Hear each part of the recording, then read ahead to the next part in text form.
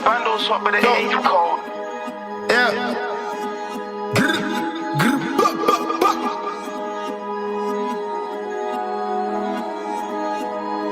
AP.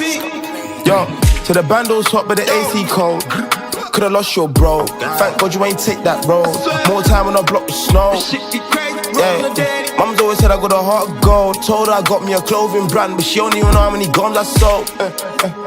Yeah, but she don't even know how many packs get flown. She can never know about the numerous chefing. She can never know about the lies I told. She can never know that we live this life. She never know that her boy touch the road. She can never know about 18 hours outside with all of them. So I do this shit like WWE, and I'm taking it all the bro. Hey y'all, it's Abdul Malik here with Whatnot Magazine, and I'm interviewing Uzo Art today. Hey Uzo. Hi, my name is Uzo, and I am a full-time artist based in the New York area, and I'm so happy to be here right now. Thank you so much for giving us the opportunity to speak with you today and learn more about you and giving us this up-close personal view at all that you do, because you're so much more than just an artist. You're an enterprising woman, an African woman. You are for the people, and you're much, much more than just a paintbrush. Thank you. Paint.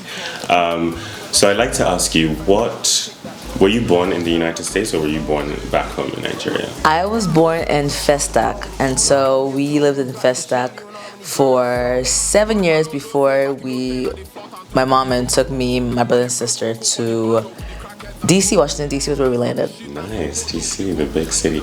So let me ask you this. What was Festac like? How did that mold you into the artist you are today?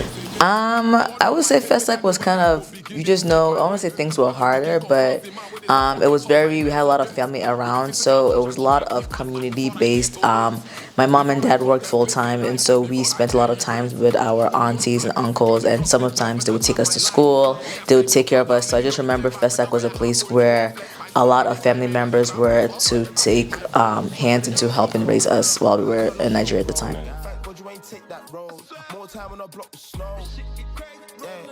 Mum's always said I got a heart of gold. Told her I got me a clothing brand, but she don't even know how many guns I sold. The bandos hot, but the AC cold. Could've lost your bro. Thank God you ain't take that road. More time when I block the snow.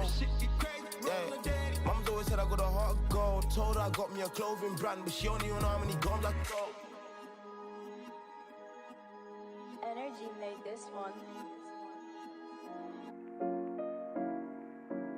And that's such a thing that, we miss from having back home, is that communal feeling, community feeling, having Exactly. family and the support. That's really cool. How did that mold you in terms of, let's say, musings in your art form? How did that mold you into the artist you are? How did that play a part in your practice as a whole? I didn't enter the art world the traditional route, which is kind of either getting a big break with art or with going through an art program. I entered in through the commercial route.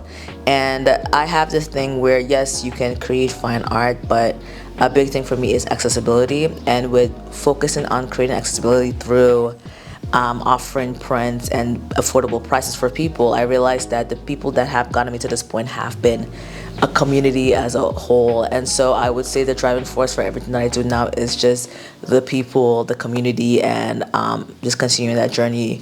Like, yes, I'm creating fine art, but also showing Black joy, showing emphasis on what community is and how important it is.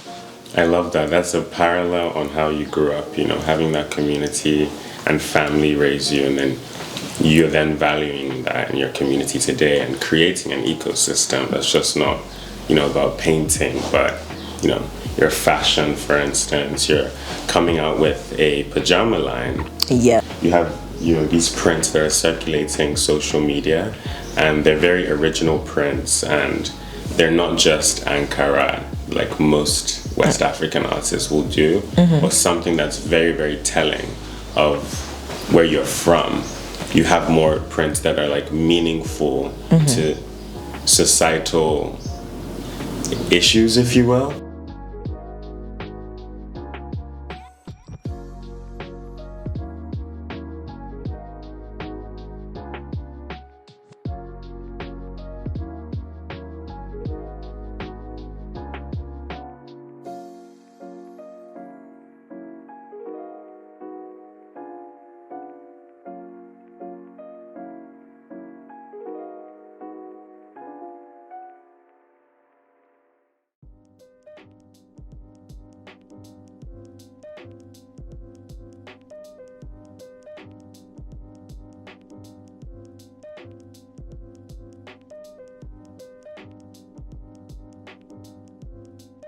what exactly inspires your art and your practice and these prints that are so compelling for your audience? I would say like I have two direction of prints. We have figurative prints, which is what I sell mostly, and then I started making my own pattern prints. When I first started off, I think everyone always starts off with Ankara. I think it's good, but I think as an artist to grow is to eventually move from that. Like, how do you grow past just what you already see? You're literally just copying what, like, when you start thinking about what Ankara is, it is other artists who have already put those patterns together, and you're just essentially replicating it on a canvas. So what can you do to make it more of yours? So now back to you not entering the art world in a more traditional way and you entering in a more commercial way. Let's talk about that. How exactly did that go about? Well, my parents did not necessarily support me switching from statistics to art. I don't blame them. You're a parent that you moved to this country and you want like a better opportunity for your parents. So if your kid is saying they want to do something that you've really never heard of being a successful career for a lot of people, then I would be worried. So I really had to work hard, and of course, at the end of the day, you need money for stuff. So I had to really start thinking outside the box on how I can use art to make money. So the first thing I ever published, I published a book, a coloring book, which was my junior year of college, and that's when I registered Uzo Art. I didn't know Uzo Art was gonna get to this point. I just knew that I needed to protect my business, protect the book, and that was the first product. And I remember I sold like I've sold like 3,000 copies so far. But I remember that first release and everything, I sold about 1,000 copies, and so the school picked it up, and that was kind of like my first bump, into doing commercial works and everything. But I would say the root of it is just constantly trying to prove to my parents that this is a very feasible career. And I would say my advice for anyone who wants to go down a path that is unconventional would be create a plan and show it to your parents. A plan on how it's a feasible career. Whether it's going to school for that thing and maybe it's getting some certificates or anything that leads up to that. It's just, I feel like it's a better overall thing to just say you want to do it and not really having a plan on how you're going to do it and how you're going to be successful about it. So yeah.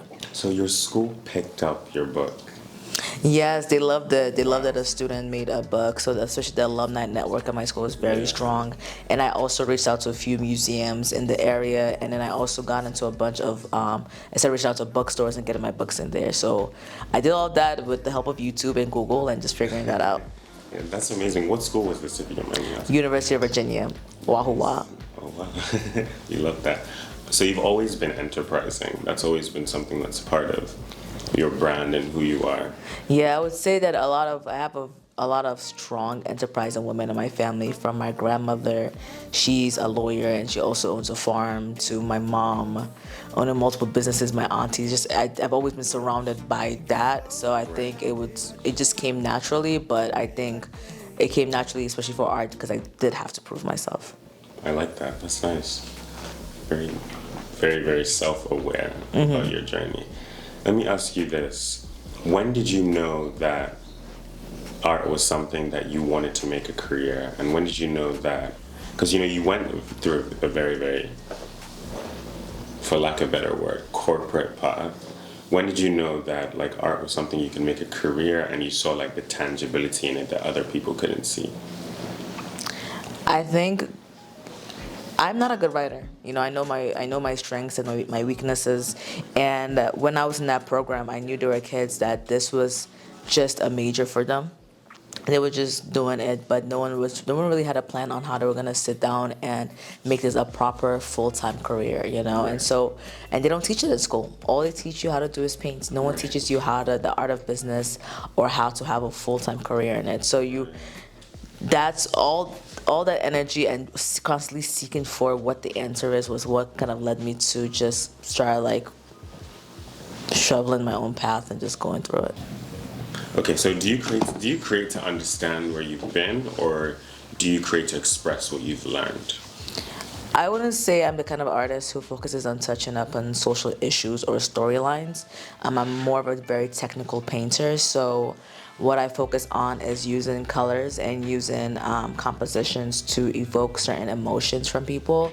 I think it's my duty to kind of touch upon Black joy and just showing the positive aspects of like Black communities. And I think I would rather see my art as an escape for people from reality. And so that's what I feel, how I approach my works and my whole practice. And that brings me to my last question, such a wonderful roundup. How would you like your art to resonate with your audience? Why do you do what you do, and what feeling and emotion would you like them to take away from? I know you have so many pieces, and each one of them is unique and very individual, but how would you like to connect with your audience through them, if you will? I would say just either pensive or something that they like to look at every day, and it just brings a smile to their face that they haven't. And I just wanted to add something to their space, to their day. I think that's what I would like my pieces to be able to do for them. I love that. Perfect. Thank you so much, Uzo. Thank you for having me. Thank you.